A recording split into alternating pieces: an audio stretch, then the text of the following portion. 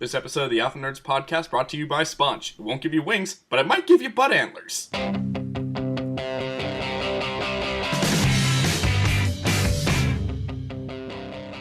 Welcome to the Alpha Nerds podcast, the only podcast now available in the home VCR game. I'm Bart.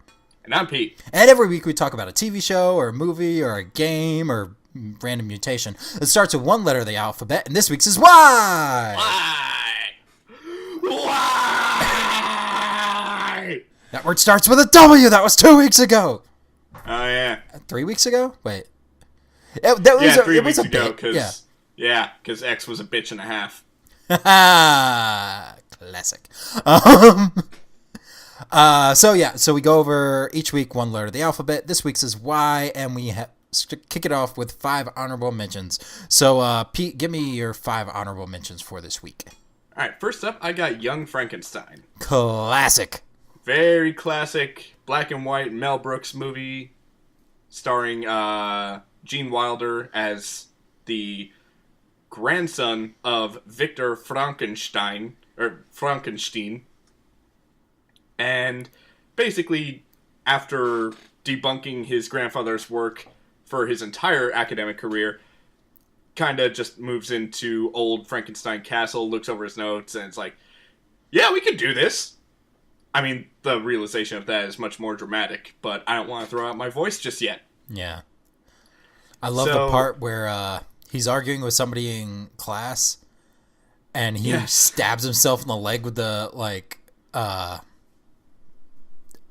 what do you call it? The doctor knife that starts with an S. Scalpel.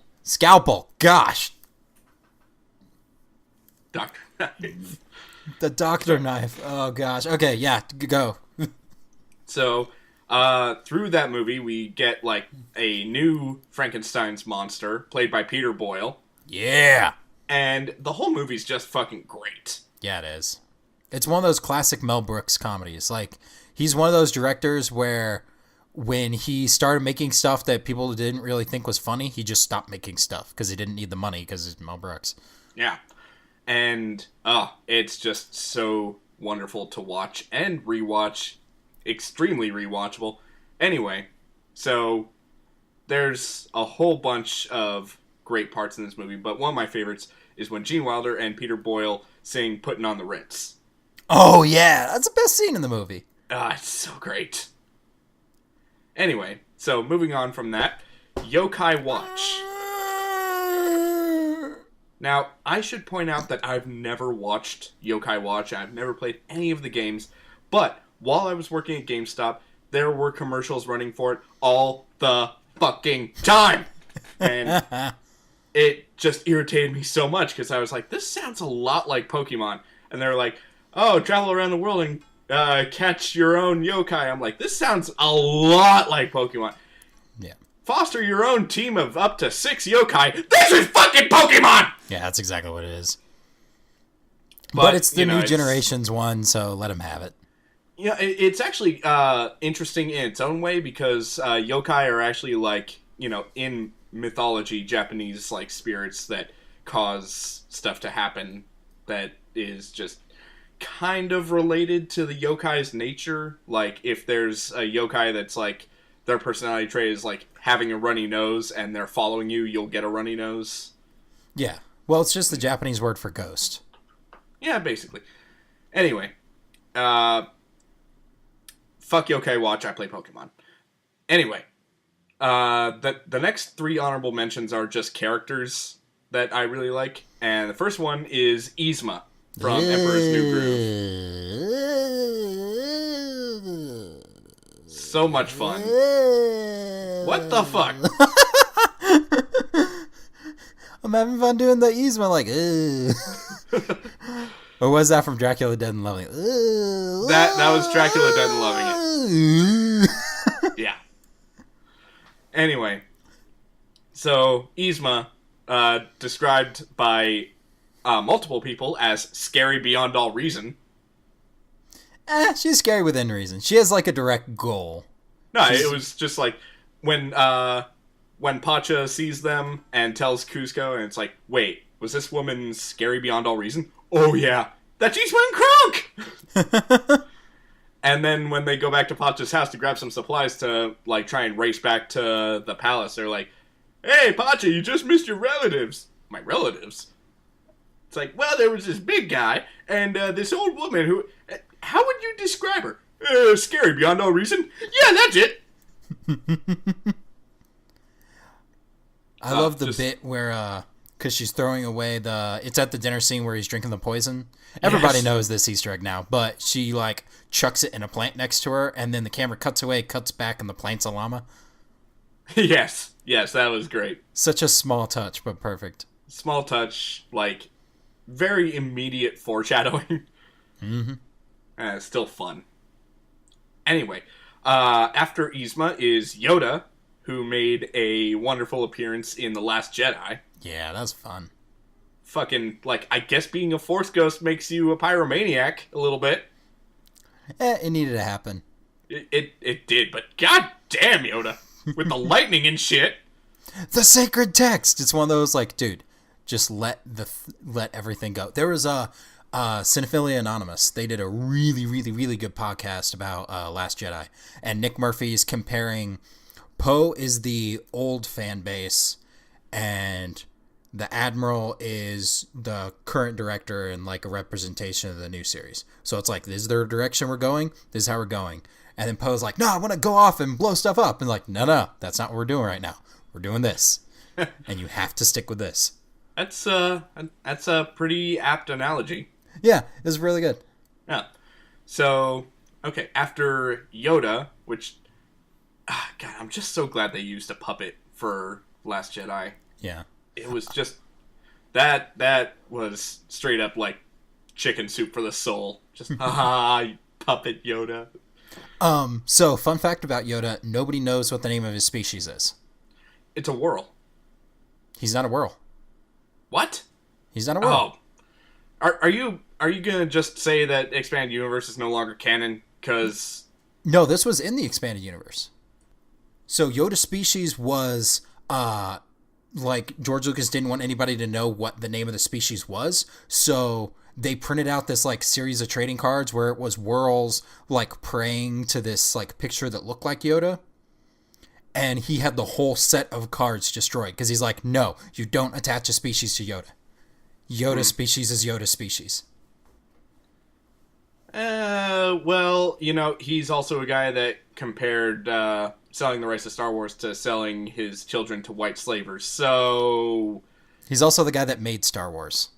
Yeah, he's also the guy that, like, just hates the Star Wars fandom. So... Think about it. If you're George Lucas and you caught that amount of hate, would you hate it? I don't know, man. Anyway. I don't much take his opinion into consideration anymore. Just... Yeah. Well, this is like back in the day when he was still running the show, like in the 90s. Honestly, I consider Star Wars as part of the cultural zeitgeist more the property of the fans than the property of the creator. Well, it's property of Disney Corporation now. Well, but meh. No, it's ho-ho! Eh. Hello. Anyway. This is the Number podcast where we 5. make noises at each other. Number 5, Yajirobe from Dragon Ball, Dragon Ball Z, and just pretty much all through Dragon Ball universe. Even though I think he's only in one episode of Dragon Ball Super where he's playing Limbo with Korin, and Goku pops in and it's like, is that fun? And they both look at each other, it's like, not really. And then he's like, yeah, that's what I thought. Alright, bye. Yajirobe is of the characters from Dragon Ball that kind of got like pushed to the side and like don't really do anything anymore. Yajirobe is the biggest one who had the most like spring back. Cause he showed up at the very last minute to defeat Vegeta by cutting off his Azaru form's tail. Yes. And that was absolutely great. And I love how they portray him in Dragon Ball Z Abridged. Just Yajirobe and his whole relationship with Korin as like a loving gay relationship, it's just beautiful. Yes. Like I think I've talked about this before, but the very the very end of their phone call Yes. where the guy who plays Corin's voice like breaks character. Yeah. Yeah. I still don't hear it. You don't? I still just hear Corin's voice. Maybe it's just because, like, I keep thinking Corin. I don't know. But, yeah, I just want to, like, run through a couple of my favorite Yajirobe lines. Just, you gonna eat that sand? What? Dibs! And then, let's see, what else? It's like, oh, Yajirobe, you came to help us. Yeah, no. Take your beans. Bean Daddy out. What? That's the name of my burrito shop. Or at least it would be if Corn would let me have one. And just... Okay, you know what? My favorite Yajirobe lines are too numerous to count, so I'm just going to stop it there. So, Bart, what are your 5 honorable mentions? Yeah, I know which one you're about to do next. Yeah. Don't do that one. No. So, letter Y. Sorry. My first up is YouTube, which Nice. we've talked about it before. Like, early creators on YouTube are always like, hey guys, or hi everybody, or hey YouTube, blah, and they're all terrible. But, like, we grew up, YouTube started in 2006, and we grew up in that, like, wild west of YouTube, where there were no copyright strikes. Yeah, that was where you went where it's like, I don't have cable, but I want to watch this TV show. Oh, look, there's like 7 different uploads, and they're all the episode I want to watch, split up into 3 parts to keep the YouTube staff from being like, should we take that off? I don't know. You had a 10-minute limit back in the day. Oh, that's right. So you had to be less than 10 minutes. And then now it's like 10 hours. So that's why you see videos that are like a 10-hour thing. Of Nyan Cat. Yeah, or 10 hours of... Johnny T going, you gotta do it. You gotta do it. You got it. You got it. Gotta do it. You got it. You gotta do it. You got it. I remember like looking at the comments a lot and somebody was like, dude, 4 hours, 36 minutes, this is where it gets good. And I clicked it and it's just like, you got it. You gotta do it.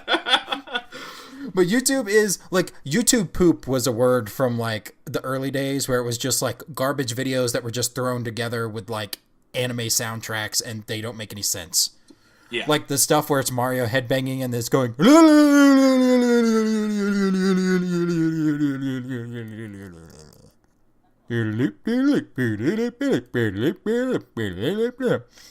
I have more to say on YouTube, but I gotta move on.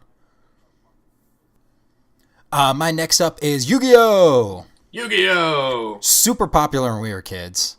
Yes. Which was a show designed to sell a trading card game, even though they legally couldn't, but they did anyways.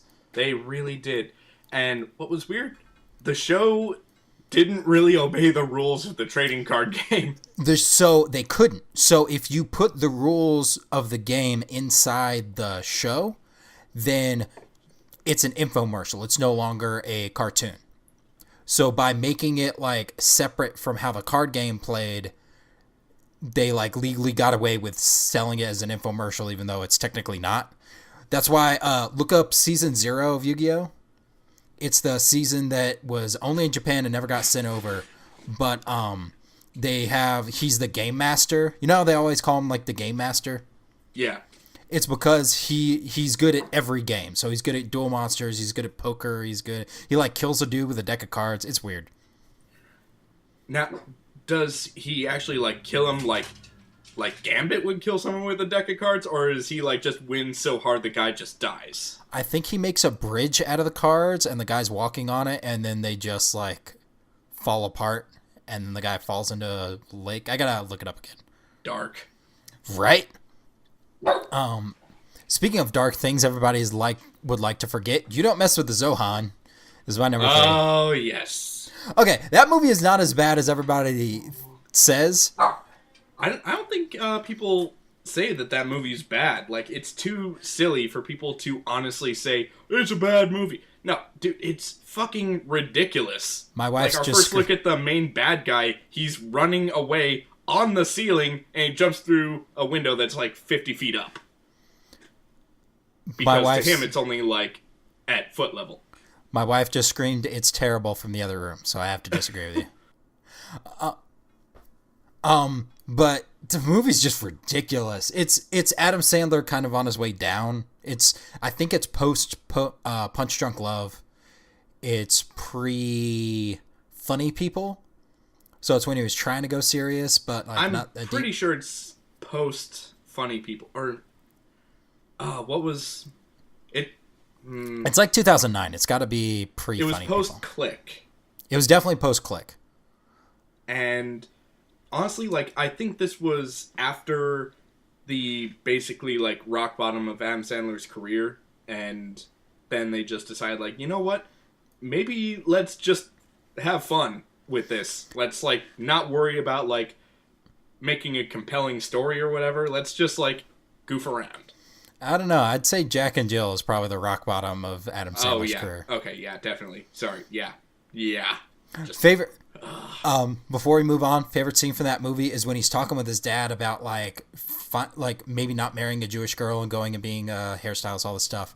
But his dad takes off his glasses and like points at him when he's talking, and then dips it straight in the hummus and starts eating the hummus off the glasses. I don't know why that's so funny to me. Yes. It's so good.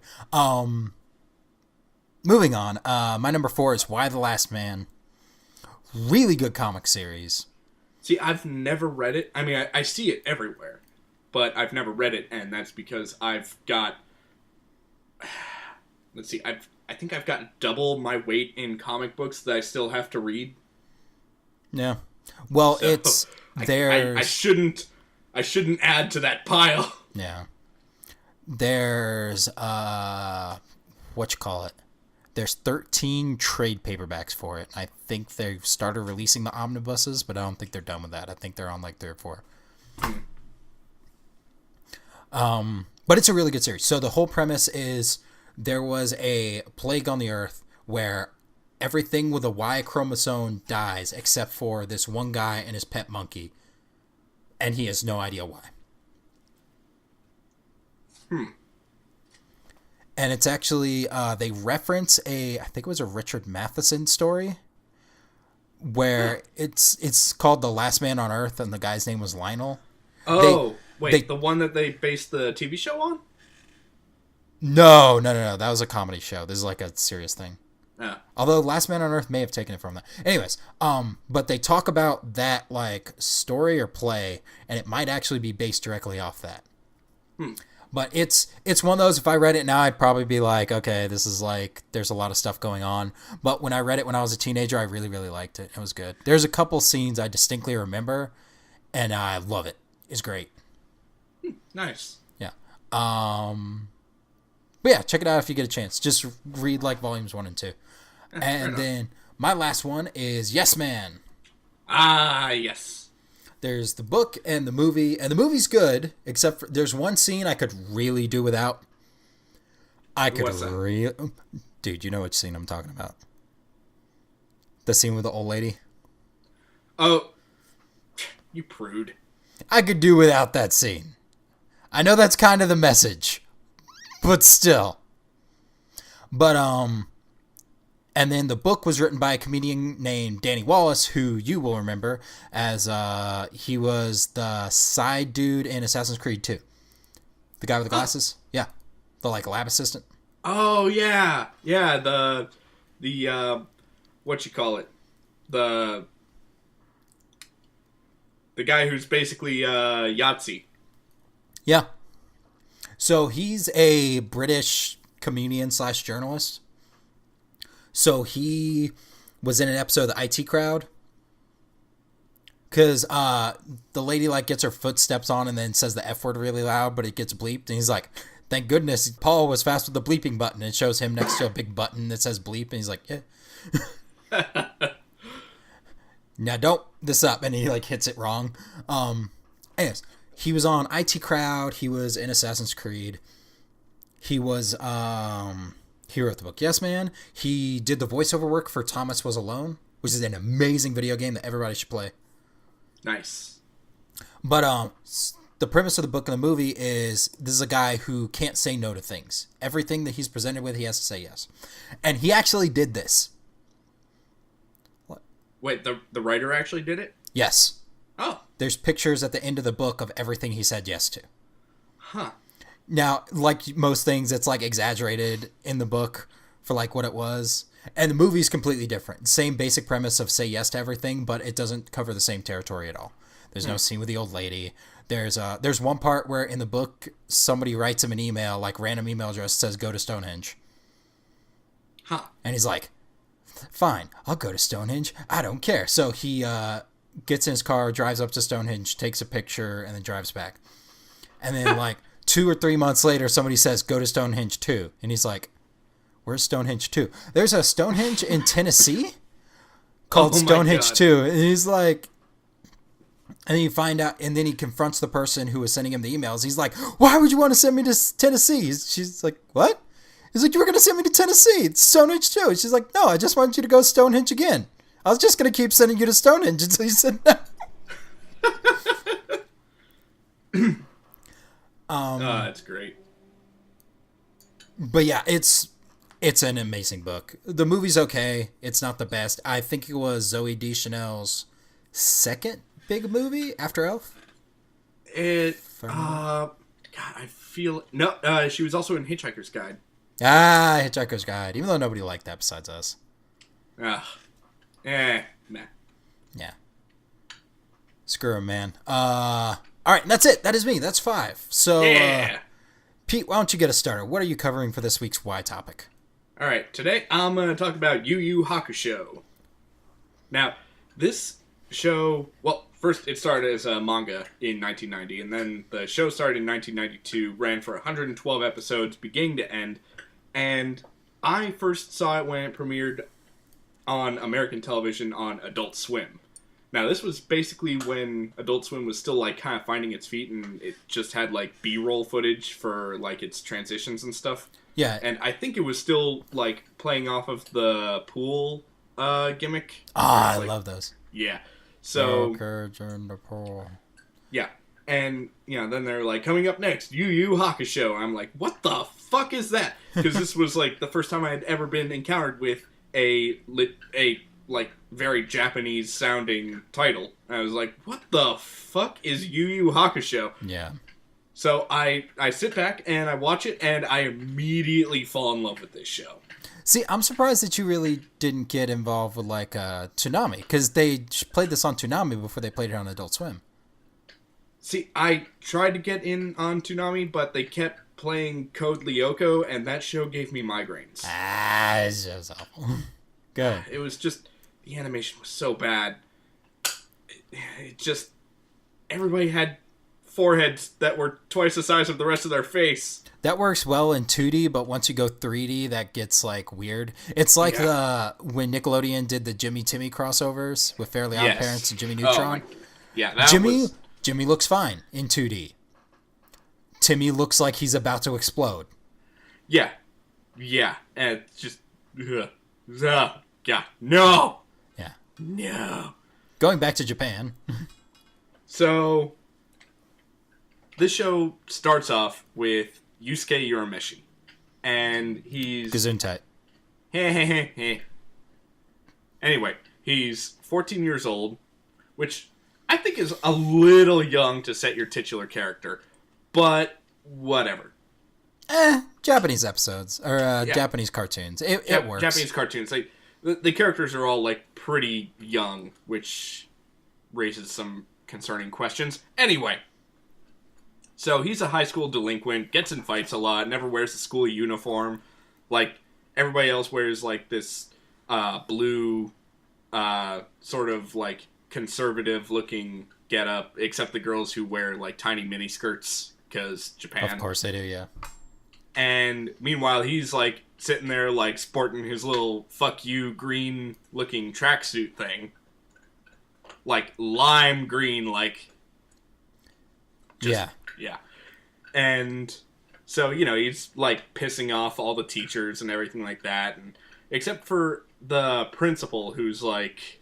I think they tried to get him to be, like, that whole, like, I'm not gonna give up on this kid. He's got he can have a bright future if he really applied himself. But meanwhile, he's like, fuck everything. And then we learn why, because, like, you know, his mom is a fucking alcoholic who just is absent, and his dad is just completely absent. So, like, you know, he ditches school, he goes home, his mom's, like, waking up out of, like, a semi-drunken stupor, and, you know, first words out of his mouth are like, oh, look, Mother of the Year. And, you know, she tries to, like, nag him into going to school, but it's clearly not working, because, like, dude, it's noon, and you're just waking up, and I think you're still drunk! Yeah, I forgot that his mom was drunk. Yeah. So, later in that episode, bam! Gets hit by a car. Dies. Interesting direction. Roll credits. Now, Anyway. this was pioneered by revolutionary show Dragon Ball Z, so maybe we should give him a little more credit. Oh, it was episode 2. Yeah. So Or- there. No, I think it was 3 episodes in that Goku died. Something like that. Anyway. So he jumps in front of a car to try and save a kid from being hit by the car because the kid stupidly goes out into the middle of the street to chase a ball. And so he, like, does that whole, like, no jump and, like, pushes the kid out of the way, and then, blap, he gets hit by a car, and he dies, and then everybody's like, oh, dude, Yusuke's dead. And they have a nice little, like, funeral for him and everything like that. And, you know, people that he didn't think cared about him show up, and it's like, oh, shit, I was cared about, even by people I told to fuck off multiple times. So, he meets the Grim Reaper, this happy, shiny girl with long blue hair named Botan, who rides around on an oar because she is the fairy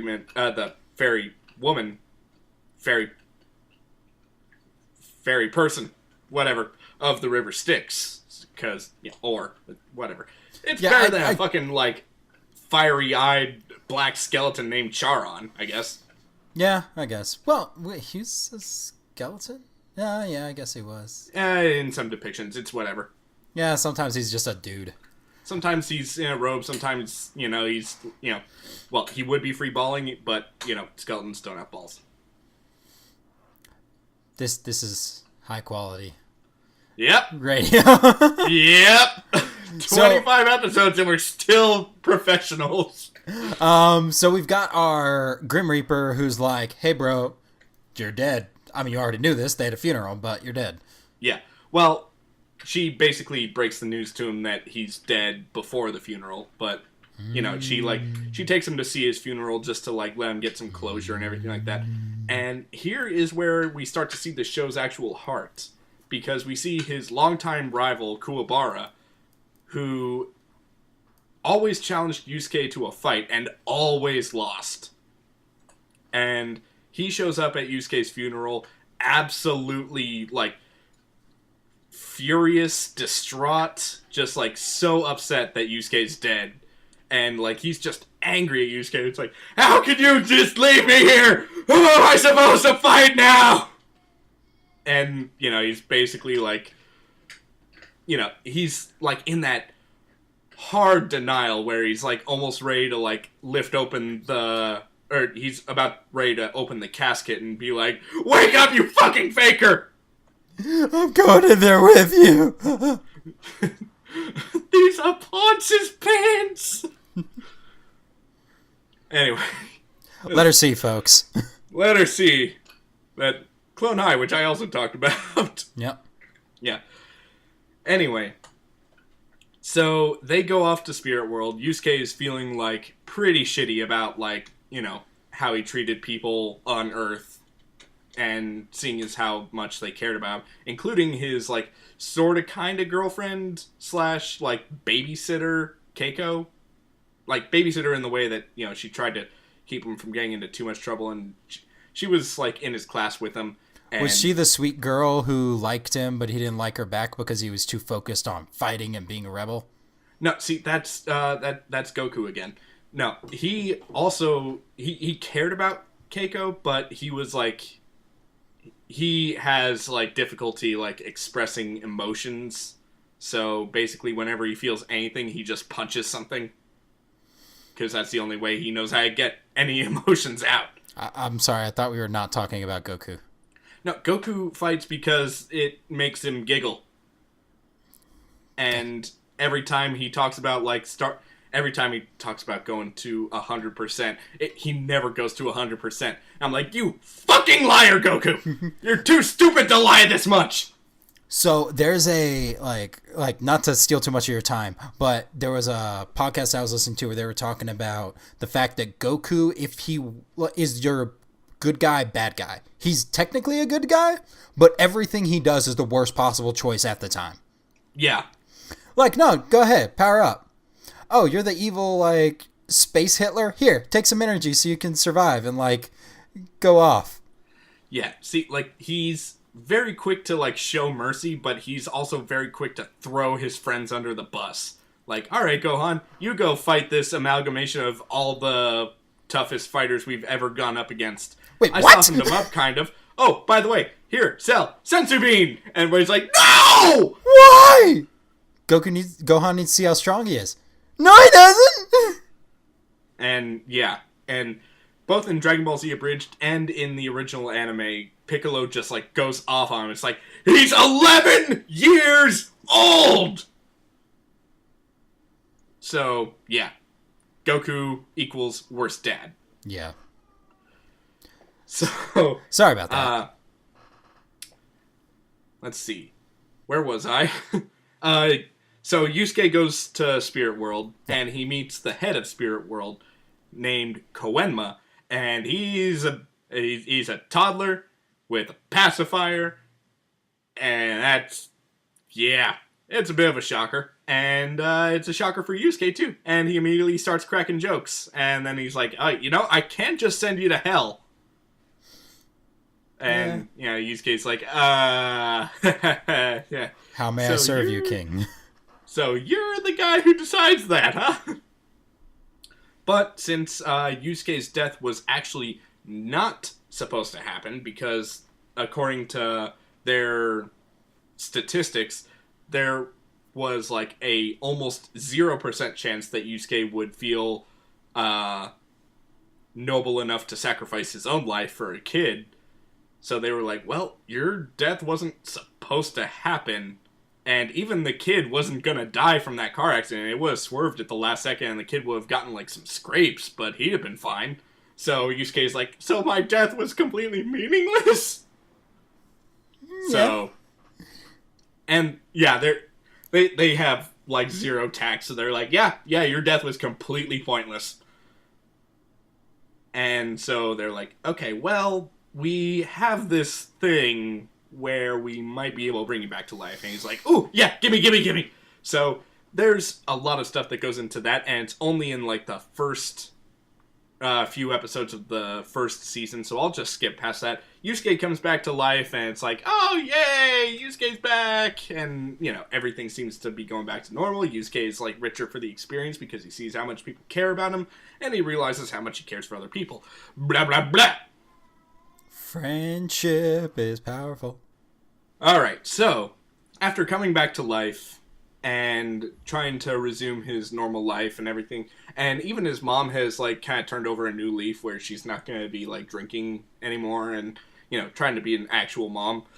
So, then he gets approached by what is later revealed to be Botan in a super sneaky disguise, i.e., a hooded robe, and is told that he's going to be the new detective of the spirit world. And, yeah, your hearing is working just fine. Nobody understands what that means at first. It's like, detective of the what and the why am I qualified? But it turns out it's because since Yusuke died and came back to life, now he's more in tune with the spirit world, and he can see and fight demons. Including one that was controlling this one kid that was manipulating Kuwabara by holding his kitten hostage and trying to make Kuwabara do some, like, bad shit, but Kuwabara's, like, actually a good kid at heart, so, he tries to get him to steal comic books, and it's like, oh, I got your fucking comic books. It's like, what's this? This is a receipt. You paid for these. Kuwabara is not very bright, I should point out, which is why he didn't think to throw away the receipt or the paper bag that the comics came in. But, yeah. So he's trying to, like, manipulate Kuwabara by threatening his kitten and everything like that, and, it's just disgusting. But it turns out that that kid was being controlled by a demon that was, like, living in his head, and then after getting beat up, the demon squirms out of his ear and tries to get away, and Yusuke's like, gotcha! And he, like, just grabs him in his fist, because tiny little demon. Nice. So, middle, you're a new detective of the spirit world. We got an assignment for you. You're gonna go and train with this lady, Genkai, who is a super strong psychic. And he's like, okay. And we find out because she's basically having an open casting call for an apprentice who will learn her spirit wave technique. And we know that one of the applicants is a demon named Rando, who killed 99 psychics and took all their powers. So, super bad news. Yeah. Like, side note, Japan's, like, really big on psychics. Like, less skeptical of them than we are here. Yeah. So, there's a lot of really interesting things that go on in just this story arc, which is still, like, kind of a lot of exposition. So, we basically, like, learn all about, like, spiritual abilities, like spiritual power, spiritual awareness. There's a third thing, spiritual endurance, I guess? Whatever. Yeah. So, she has, like, a multitude of tests that don't seem like tests. Like, at first they're video games. But it's like, haha, you all don't know that you think you're just playing these video games, but they're actually testing your spiritual power and blah, blah, blah. Throughout these seemingly irrelevant tests, there are basically, tournament-style fighting matches. Just to weed out the weaker applicants. And this is where this show really shines, because almost none of the fights last more than one episode. Yeah. We don't get 20 minutes of posturing and screaming, and we don't get another 10 minutes of taunting each other, and then roll credits. It's like, what the god damn it, Dragon Ball! There was a solid 10 minutes of this sound. Yeah, every time. Every single time somebody gets punched in the stomach. Yes. Yeah. Yeah, that never got old. Toriyama! That's why I like that when Goku fought Raccoon, he took him out with, like, a single kick. Yeah. Or no, he punches him in the stomach. Elbow to the stomach. Yeah. And just, like, toast. Like, done. Yeah. Just dropped. Anyway. So, what's really interesting is, we follow the same protagonists throughout the entire series, so we get very familiar with their abilities and their sort of strategies, but we get a different villain, or we get a different opponent every time, and they all have, like, different abilities and different strategies and different motivations and everything like that, and it's so interesting to see these fights happen. Yeah, it's more like the Dragon Ball level where a fight had to be solved with, like, a clever, like, thing that you do. Yeah, it's basically like, there was one fight that was solved by ricocheting a spiritual blast against a mirror, so that the guy thought he missed, but it's like, then he gets a full blast to the back, and he's like, just out. Yeah. There was one, it's later on in the show, but he has his little gun, and he shoots two, and it, like, goes, the first one just, like, blows up the thing that was shot at him, and then the second one goes through the hole that's made, and then into the other guy. Yeah. So I was clever. So, there are a lot of really, really, really great fights throughout this entire series. And it's because of that it's incredibly rewatchable. I recently found out that it's on Verve, so fucking check that out. I've also got all the episodes on Blu-ray because yeah, I'd become that guy who's like, cartoon on Blu-ray, high definition, I'll see the paint strokes or some shit. Well, the color is better. That's the biggest thing. The color is more vibrant and the movement is smoother and things like that, which is nice. Well, I wouldn't say that the movement's smoother because it's still the same 24 frames of animation. Yeah. Anyways. Yeah. Anyway. So there's a lot of fights that happen between all of the applicants, and then it finally gets narrowed down where it's like, oh, this is the last guy left. So clearly he's Rando, because, we wouldn't get lucky and have him just be eliminated first. But, yeah. And throughout this entire, tournament-style application process, Yusuke wins, purely through luck. There's one guy who is a ninja, and he is able to throw homing shurikens that explode on impact. So one of these tags you, that's it, you're dead. And so he ends up throwing these, and they're chasing Yusuke all around, and eventually they're going to catch up to him, and he's like, shit, what do I do? And then he ends up running straight for the fucking ninja guy, and the ninja's, ready to, take him out. It's like, you're just going to run straight at me? Alright, I'm going to fucking kill you, but alright. And then, all of a sudden, Yusuke just disappears, and then the ninja stars, just continue on their current path, and stick the ninja, and explode, and boom, he's dead. Turns out that Yusuke just, fell into, a pothole, sort of, because they're fighting on, swampland, so he just, fell into some water and just, completely submerged. Nice. And then he comes back up, and everybody's like, what? Okay, so you just won by luck. Alright, I guess this is how we're doing it now. And the same thing happens when Rando tries to use a super complicated incantation to shrink Yusuke so that he can just crush him. But then the incantation backfires because it turns out that Yusuke's ears are clogged with algae. And Genkai points out that if you try and use an incantation against an opponent and the opponent can't hear you, the incantation backfires on the user. Oh. So Rando shrinks, and I think they just put him in a jar or something. Nice. They probably don't, but in my head they do. And he's just sitting on a shelf somewhere, and Koenma just shoots spitballs at him all day. Wait, which one's Koenma? Oh yeah, Baby okay, man. baby guy. Sorry. Yeah. So after that, we are brought into the more sort of open world of the whole spirit detective thing, and we're introduced to Hiei, who's a demon criminal. He's he's just got a penchant for stealing, and yeah, that's just what that's what he likes, and that's what he does. It's his thing, and he's extremely quick, lightning fast, so he can get away with shit. And he's also super short, so Yusuke never lets up on the short jokes, which is pretty good. Yeah.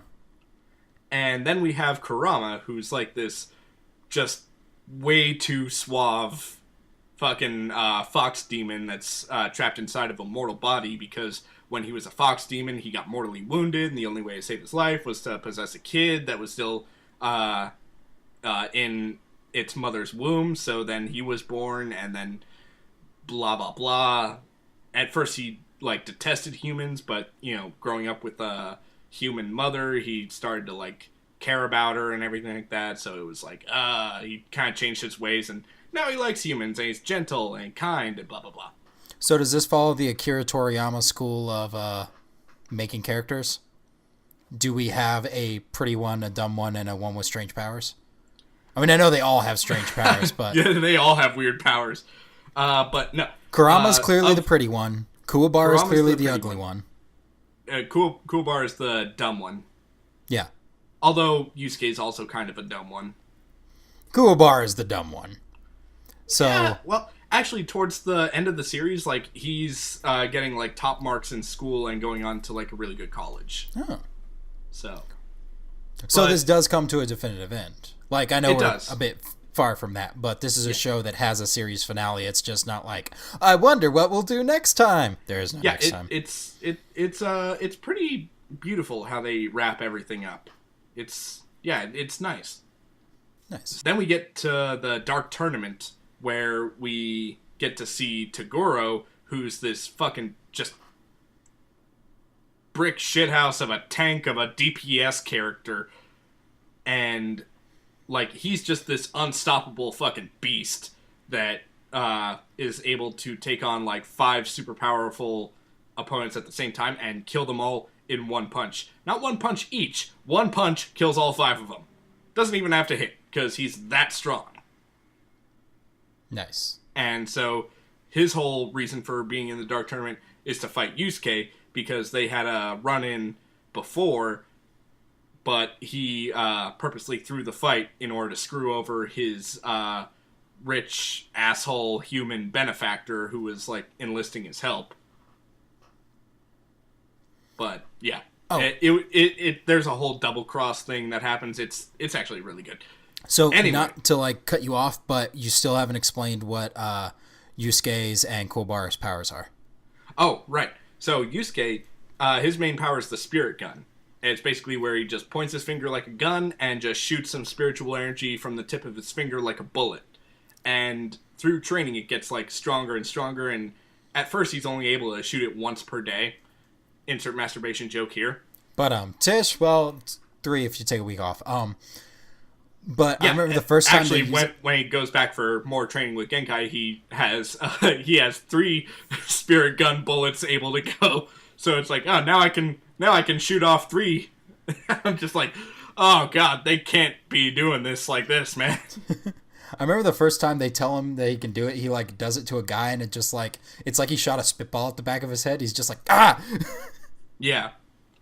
Or no, the first time he uses it against a teacher that pissed him off, and so he shot it at his head and just like completely knocked him to the ground, like just okay. You got knocked the fuck out. Nice. Anyway, so yeah, it's already like pretty strong, but against demons, it's not going to do much. So he's got to go for training, and now his spirit gun is like super badass. Kuwabara's special power is a spirit sword. It was first manifested when he got like a piece of wood that was like imbued with spiritual energy, and he just kind of like channeled his energy through that, and it became a sword. And then after a while of training, he didn't need the wood anymore. He could just like conjure the sword in his hand, and he could actually make it get longer, kind of like Lion-O, except Kuwabara's thing was stupider because he just shouted, "Sword get long." Yeah, he's the dumb one. Yeah. Actually, Kuwabara's methods of defeating enemies, especially multiple enemies at the same time, is kind of ingenious. Because there was one part in the 4 Saint Beats... Saint Beats. Oh my god.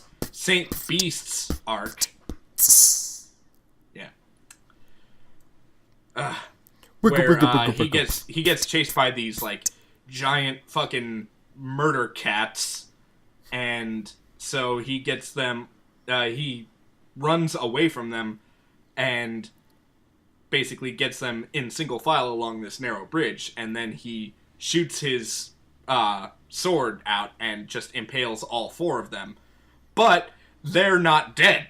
So he's like, I thought that was gonna work, and turns out they're not dead. So he runs back even more and around this like circular tower thing, and joins the end of his sword, the ends of his sword together, and causes them to be trapped there, conjoined by his spirit sword around a cylinder, and they can't leave. They're just stuck.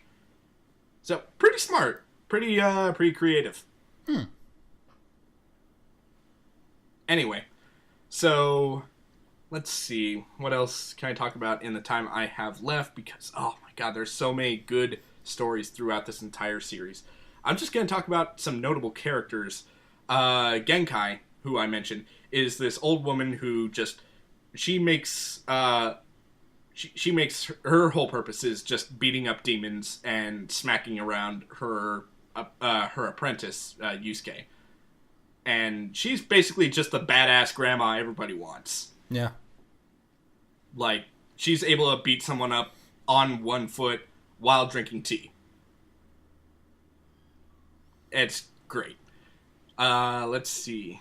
There's Chu, who's the captain of Team Rakuyakai in the Dark Tournament, and his style is like Drunken Fist style, and his his super move is drinking this one liquor called Ogre Killer, which, according to the announcer of the tournament, one sip of that and you're gonna wake up in a jail cell next to a goblin you really don't want to know.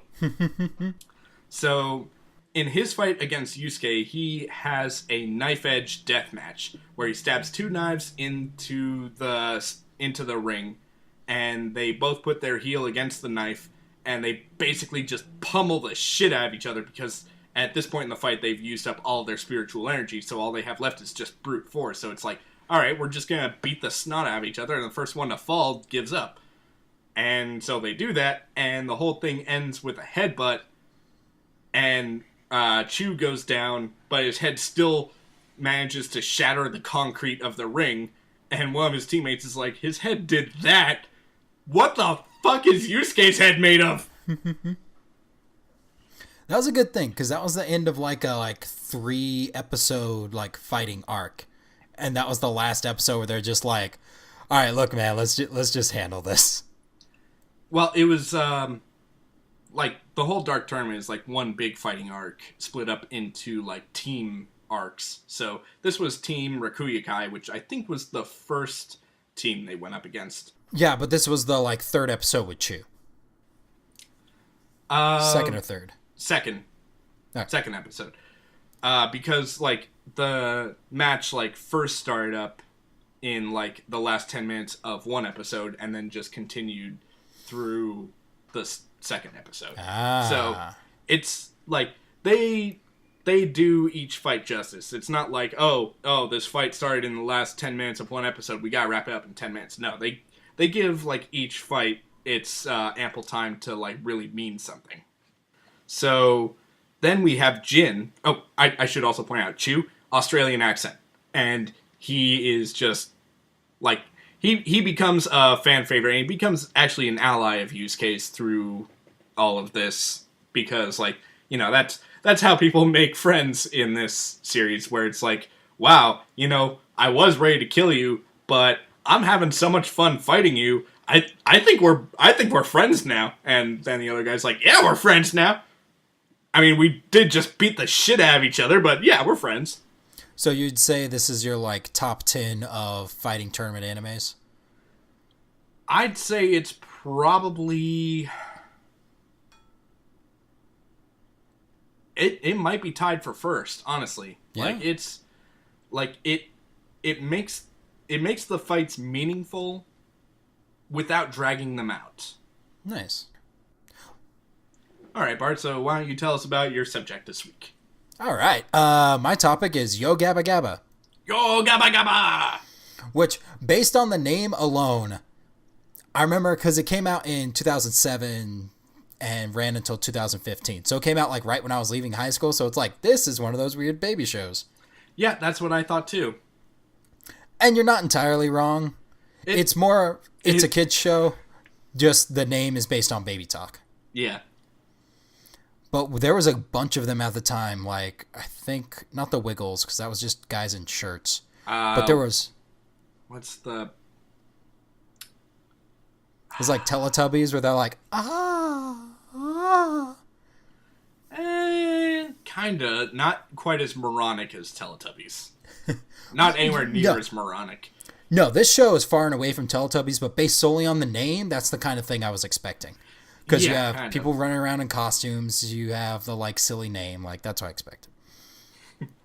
When you mentioned the Wiggles, my brain went to the Scrubs episode when Turk and Cox are both talking to JD about what it's like to have a kid. It's I saw the Wiggles in concert twice, and then Turk is did they do Big Red Car? It's they open and close with it. It was awesome. But that's how it is, man. Like, when you watch enough kids shows, like, because I have a son, Pete, you don't have kids. I am a kid. I'm a big kid now, and then, and always. They won't let me into Chuck E. Cheese anymore. No, but that's I think that's just discrimination. Well, when Dave and Buster's exists, you don't really need to go to Chuck E. Cheese. Dave and Buster's doesn't have pizza. And, Dave? like, Chuck E. Cheese, weirdly enough, has, like, the best pizza bacon. I.e., like, bacon for pizza. Right, the, like, bits. Yeah. It's so good. Anyway. Enough about I detracted. Pizza. Go ahead. But the show was started by two people, Christian Jacobs and Scott Schultz. Christian Jacobs is the lead singer of the Aquabats, who are a fairly successful band. And Scott Schultz is Christian Jacobs' cousin. Ah. Nepotism. Well, so what they did was they took out like $150,000 and made the like pilot for it. And put it on the internet. And then the director, Jared Hess, the guy who directed Napoleon Dynamite, he saw it and he had a friend over at Nickelodeon. He's like, why don't you guys make this show? Nickelodeon's like, we need money. Why not? Dude, did you see that they shut down Nickelodeon Studios?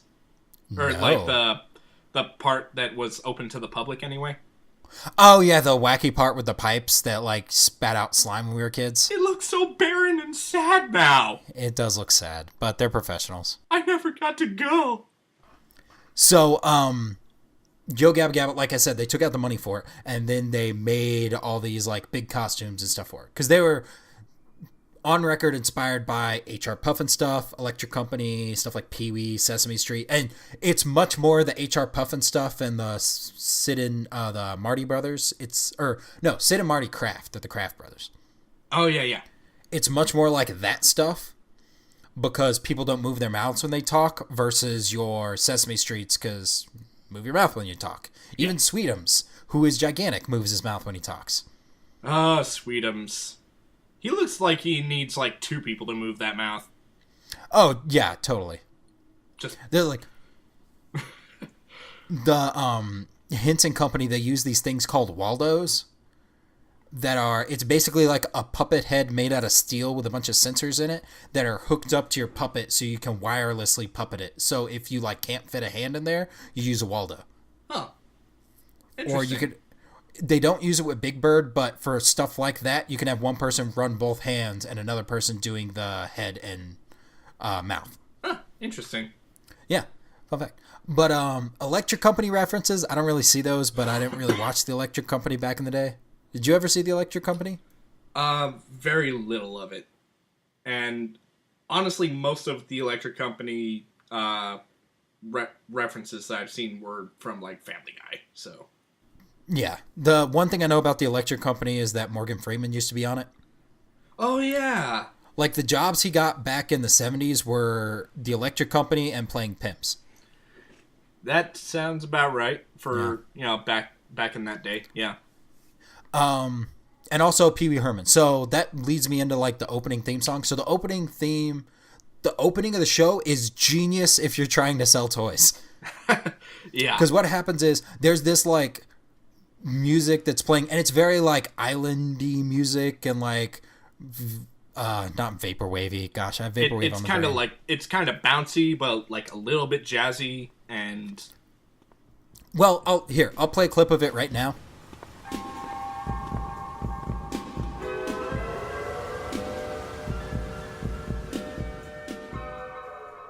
And then if we look at the Pee-wee Herman theme, which I'll play right now,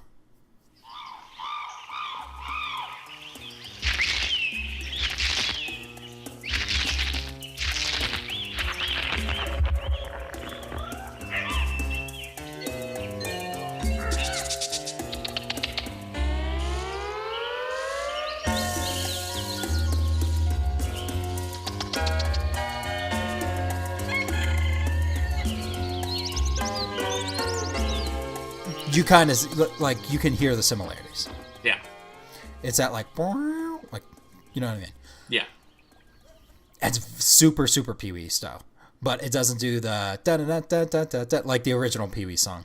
Yeah. So what happens is DJ Lance, who is your, for all intents and purposes, the main character, walks out with a boombox like towards his table, and he's looking all cool, and then he sets the boombox down on the table and like opens it up, and you see all the main characters as toys, all 5 of them right there. Yep. And then he says the magic words that brings them to life. Yo, Gabba Gabba! And then the song kicks into high gear. It's like, Muno! He's red and happy. Fufa! Nobody likes her. Broby! The little green one. Tootie! She's really stupid. Plex is a robot, and he is so awesome today. Yo, Gabba Gabba! Something like that. Here, I'll actually play that right now. Gabba Gabba! Muno! You're right! He's tall and friendly. Fufa! She's pink and happy. Roby! The little green one. Tootie! She likes to have fun. Whoa! A magic robot. Let's all come and play with DJ Let's Rock today. Yo, Gabba Gabba. Yo, Gabba Gabba. Yo, Gabba Gabba. Yo, Gabba Gabba. Yo, Gabba Gabba. Yo! But of your main characters, my 2 favorites are Muno and Plex, because I watched this a bunch when my son was younger. We don't really watch it anymore because it's not on Netflix or Amazon anymore. Boo. Yeah. But, Well, boo for, new parents who are, like, just trying to find something good to just pacify the kids so that they can, like, just do the laundry real quick. so, my 2 favorite characters are probably Muno and Plex. And the reason I like Plex is because he's the only one of them that doesn't have a family. Like, Muno has, like, moms and brothers and sisters. And Muno is this big, like, Cyclops, bumpy red guy. Yeah. Fufa is she looks like a pink water droplet that just, like, birthed to life. She looks like a pastry in a French bakery that grew legs and arms. Yeah, that's about right, yeah. Broby's the little green one. He's Yep. green, he's stripy. And he's the only one who actually changes their facial expressions. Oh, yeah. Because it's really expensive to make, like... Because if they need a new expression, they basically have to make a new headpiece for him. Yeah.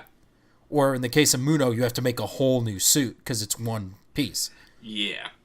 Except for the limbs. So for Broby, the headpiece, there's one headpiece that has the up smile and the one headpiece that has the down smile. He's the only one that does it.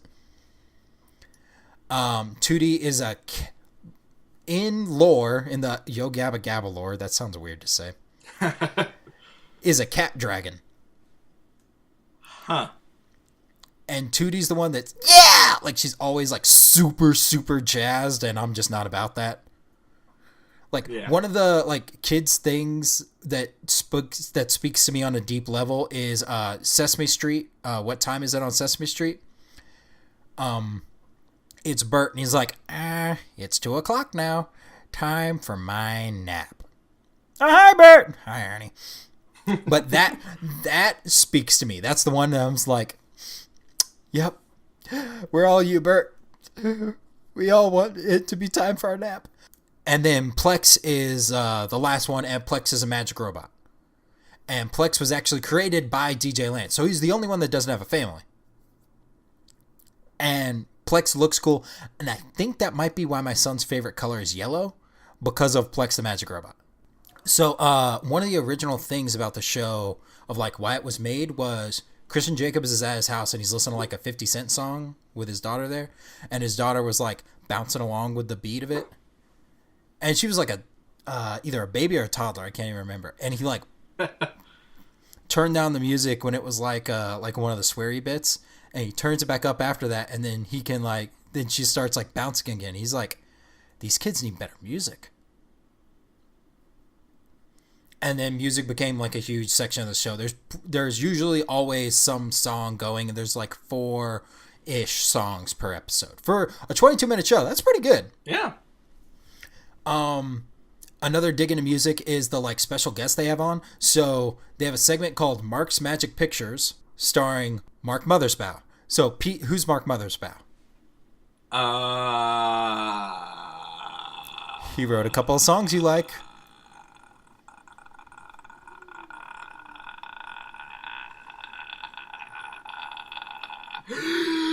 I was about to say you have to breathe eventually, but you use that to make more noise, so credit where credit's due. Yeah. But Mark Mothersbaugh wrote a couple of songs you like. One of them, dun, dun, dun, dun, dun, dun, dun, dun, dun, dun, dun, dun, dun, dun, dun, dun, Huh. dun, dun, dun, dun, dun. Oh, wow. And he wrote another song that you really like. Do do do do do. Do do do do do. He's the lead singer of Devo. Oh. Yeah. And they got him to do this section where he's like, "Hi, my name's Mark. I will draw some pictures for you. We're gonna draw a house today. Let's draw the house." And then the picture comes alive. It's one of those. You got the lead singer of Devo because he was the lead singer of Devo, and then was like, you know what? Let's just make a bunch of music for TV shows, and then that's what he does, and that's what he still does. He did the music for Nick and Nora's Infinite Playlist, and he did it for something else I can't remember now. Gosh, I can see it in my head. Another segment is Biz's Beat of the Day with Biz Markie. Wow. And Pete, what is Biz Marquis's most famous song? Make the music with your mouth, Biz? No. I don't know. Oh, you really don't know? I do You not never- know. I feel like I am talking to someone with Alzheimer's here. I'm not musically inclined. I know, but it's Biz Markie. Like, the dude had... I'm sorry, I don't listen to, like... I don't listen to How do Biz you- Markie. Pete, how do you not know this classic 1980s rap star? Like, dude, Just a Friend is one of the best songs ever. Because it's a song where you don't have to know how to sing because Biz Markie doesn't do an amazing job singing it. Is this, "Oh, baby, you got what I need." It sounds like he's doing a Cosby impression. Oh. And you say he's just a friend. And you say he's just a friend. You. But they wanted him to do like a dancing segment. They're like, "Hey, can you get up and like show the kids a dance and then go on?" He's like, "Yeah, I got a bad back. I can't do that. I can beatbox." Which Men in Black 2.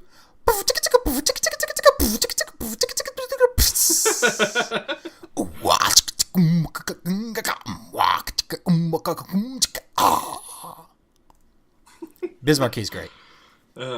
This is why I'm like, how do you not know Biz Markie? I'm sorry, it's just it's not my jive, not my bag. There's a segment called DJ Lance Dance, which DJ Lance teaches you how to do a dance. And DJ Lance, so the dude who plays DJ Lance, his name is actually Lance. Oh yeah, that's And he's right. actually a DJ. Nice. Like really, it's one of those, no, really, dude. He's great. He did the music for Regular Show. Mark Mothersbaugh did the music for Regular Show. Oh, nice. That's the other thing that I'm meaning to mention. So that, like,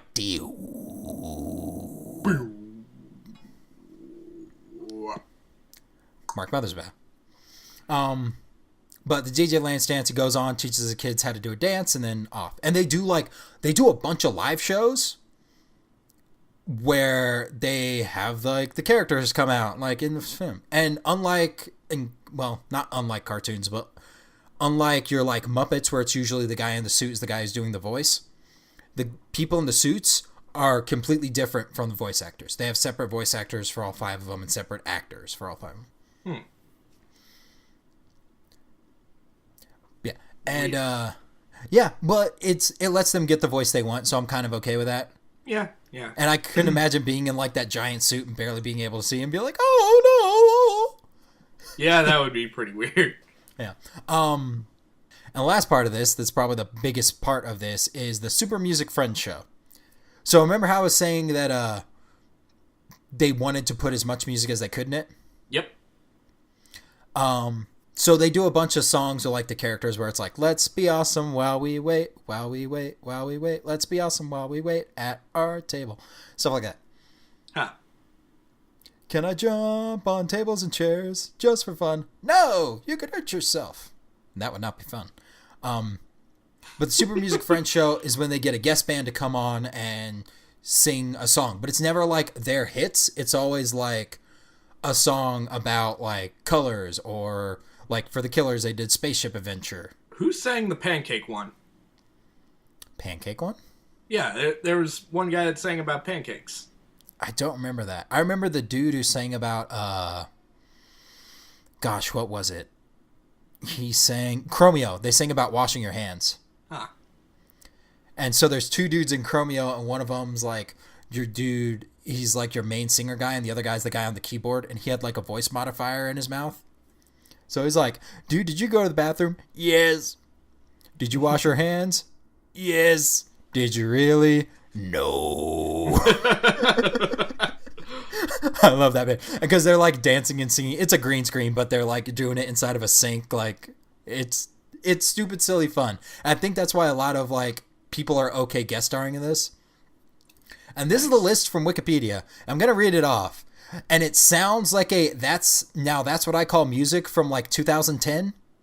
God, that's one old ass reference. Right, but like, you know what I'm talking about. That's how it sounds, and that's what this is. So I'm going to read off this list as if, now that's what I call music. Featuring Mos Def, Bootsy Collins, Ladytron, The Killers, Enon, The Clientele, Jimmy Eat World, Solange Knowles, Taking Back Sunday, Data Rock, The Aquabats, Devo, Anna Hayes, Joy Zipper, Of Montreal, Chromeo, My Chemical Romance, Weezer, The Hot Hot Heat, The Faint, The Roots, Paul Williams, Mates of State, MGMT, Jack Black, Elijah Wood, Peter, Jordan and John, Trunk Boys, The Shins, The Agrolites, The Flaming Lips, Maya, Biz Markie, Blitzen Trapper, The Ting Tings, Money Mark, Mariachi El Bronx, Weird Al Yankovic, Erykah Badu, Lil Wayne, and many more.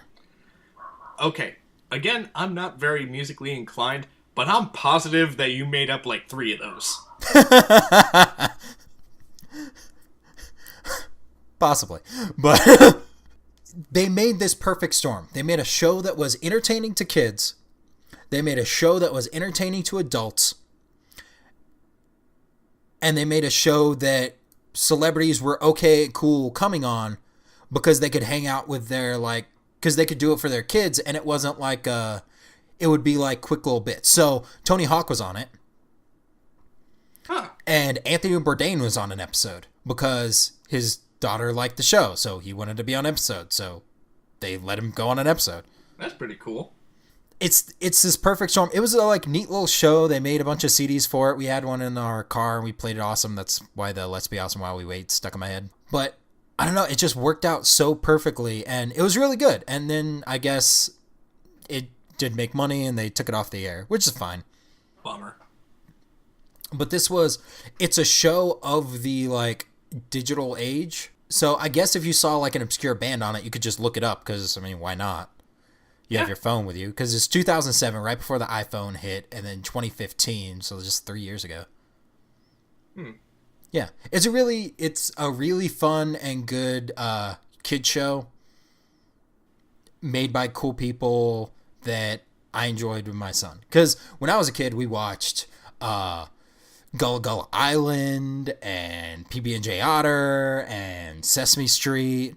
I always... Like, watching Gullah Gullah Island, I kept asking myself, why is nobody addressing the fact that Binya Binya, a quote-unquote pollywog, is bigger than the children?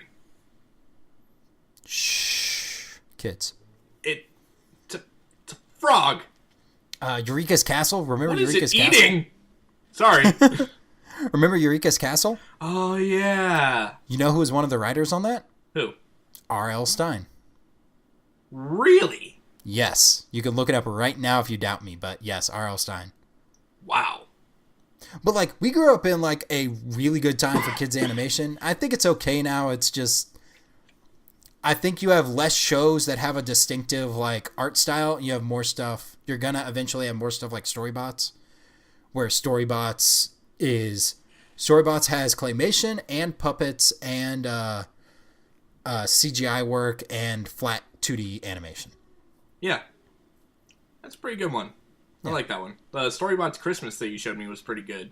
It's fun. But yeah, Yo Gabba Gabba. Like, before I go on too long, it's just a really good kid show. I like it. It's fun to see a kid show as an adult and it's one of those things I can show my kid. And then later on in life, he'll have good memories of it and I'll have good memories of it. Aw. Yeah. So, but that's it for us. That's it for us this week. That is a long time coming. So as always, we have 3 questions to wrap it up. And Pete, let's start off with you. For Yu Yu Hakusho, why do you love it? I love it because almost every fight has a deeper meaning and kind of like helps character development in some way. Even if it's not the character that's fighting, but rather like a character that's watching. It's just really interesting to see how these people grow together. Yeah. And also the fights are spectacular. One of my favorite ones was Kurama versus one of the psychics. Because there's like a psychic arc. Yeah. They don't actually fight, but they play a game where you can use every 60 seconds or 30 seconds? Every 45 seconds, one letter of the alphabet gets eliminated, starting with Z and moving its way up to A. And if anybody talks saying a taboo letter, then they lose their soul. Yeah. So it gets to this like point where Kurama like runs off and like the psychic guy can't find him. He's trying to find him because the clock's ticking down. So now he's losing letters at a rapid rate. So he's like trying to find him just so he can make him say something or anything. And then Kurama drops upside down like Spider-Man in front of him, looks him dead in the eye with the dumbest look on his face possible and goes, "Ba." Because the only letters left are B and A. And the psychic is like, if I can just stay quiet for another minute and a half, I'll win. And so Kurama just like first scares the shit out of him by screaming "Bah!" And when the psychic turns around, he's got this stupid look on his face that makes him just crack up laughing. Yeah. Ha ha ha ha. Letter H, he loses. Yeah. But that's really like in the show you see like there's not just laughter, there's also like snorting and like just the whole like nice. And so you see, like, all these letters light up randomly, and it's like, yeah. So, going from pleasant memories to not-so-pleasant memories, what do you hate about it? Okay, there's this one thing that just really kind of irks me. Randomly in this show, and I assume it's because of, like, deadlines and, you know, the costs of production, everything like that. Every once in a while, the animation will just fucking change. And it's not just like a little bit, it's like kind of drastic. And I'm just like, what the fuck? It doesn't ruin it for me. It just really throws me off. And I'm like, is this how it's gonna be forever? Nope. Okay, back to the regular animation. Alright, fine. Just gets crappy for like 4 frames and then snaps back to reality as soon as what? Actually, it doesn't even like get crappy. It's just like, you know how like early 90s animation was, or early 90s anime was kind of like, you know, the whole Dragon Ball Z, Sailor Moon era stuff, how it's like a little bit, you know, start and stoppy. Yeah. Well, when the animation style changed, it became like much more fluid. And it just didn't match, and I kind of lost it when that happened. So it's like if somebody spliced in the Powerpuff Girls movie in the middle of the Powerpuff Girls, or the Simpsons movie in the middle of the Simpsons? Kind of, yeah. Huh. It's just, yeah. Okay. And finally, who is Yu Yu Hakusho a good fit for? If you have ever, like me, been watching Dragon Ball Z, and you're just really, really tired of the fight taking forever, if they keep saying the planet's going to explode in 5 minutes, and 13 episodes later they're still like, the planet's going to explode in 15 seconds, it's like, no, it's not. You assholes have been postulating for about 6 hours. So either somebody estimated the destruction wrong, or you're lying. I want to see somebody edit that together where, like, 5 minutes after Frieza says that, the planet just explodes, and we're just left with, like, okay, yeah, that's how Dragon Ball ends. Yeah, and there was they did a bit like that on Dragon Ball Z Abridged, where it's like, you have It's like, this planet has only, 1 minute before it explodes. Question, what? Do you have a watch? What? Do you know what a minute is? Of course I do! I don't think you do! Nice. So, yeah, there's that. So, yeah, if you like fighting animes, and you like crazy powers, and, fights that just kind of get nuts, but don't eat up all of your time just to see the end of them, and also, it's kind of beautiful how, the fallout of the fight works out, and how the characters, interact with each other before and afterwards, you'll definitely dig Yu Yu Hakusho. Nice. So, Bart, Yo Gabba Gabba, why do you love it? I love it for the thing I was saying earlier, is that it's a solid kid show that my son can like, I can like, and then they do have animation and other stuff to experiment with, and that's good. I don't know, it's just a good show. Nice. It's entertaining enough for him. He sees the songs he likes, and it's good. It's not like one of those animation shows like Caillou where people are like, "You are an awful child." Oh, fucking Caillou! I hate that kid so much. Well, punch him in his stupid midget face. Gosh, dude, don't beat up on the bald kid. Just gonna do a running kick, just right in his face.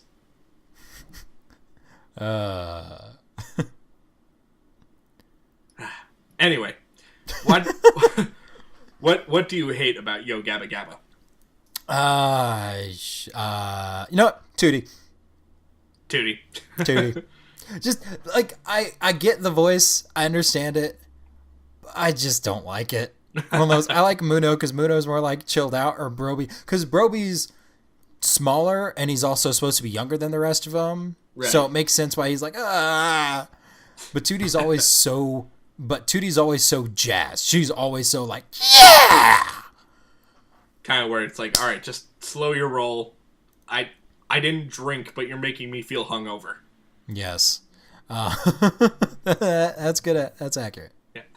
All right. So who is Yo Gabba Gabba a good fit for? Kids. Kids specifically around the ages of, I don't know, maybe 4 to 6 or 4 to 8 from 2007, 2015. All right. But, well, it'll probably last. Just kids. It's a kid show. If they like it, they like it. If they don't, they don't. It's not like Disney songs where they're so, highly produced and, dramatic, and the singers are trying to hit their highest notes and show off, that the 83rd time you're watching it, you're like, I know you're Moana. I've heard you say it 200 times. I know you're Moana. Leave it alone. But it's just good. I like it. It works. Oh, Andy Samberg was on an episode. Really? Yeah, I think he taught him how to dance. Huh. Yeah. Andy Samberg. Yeah. Good for him. Yeah. It's good to see him branch off into good stuff. Anyways, yeah. Or it's or it's a precursor to something horrible. Yeah. All right, and that is it for us. Thank you to OK Go for the Years to Their song. Here it goes again, off the album. Oh no, you know them, you don't know us. I don't think they were ever on Yo Gabba Gabba, but they were definitely on Sesame Street. Yeah, they were. Yeah. Pete, you know what you're gonna do next week for our final episode, the letter Z? You know what? I'm gonna give it some extra thought because I haven't given it any thought, and so I have no idea. What are you gonna do? I am gonna do Zork. Oh, look who's prepared. Yeah. Oh, I have something special planned. All right. So, thank you everyone for listening. You've all been great. Tune in next week for our final episode, and bye, Sponch.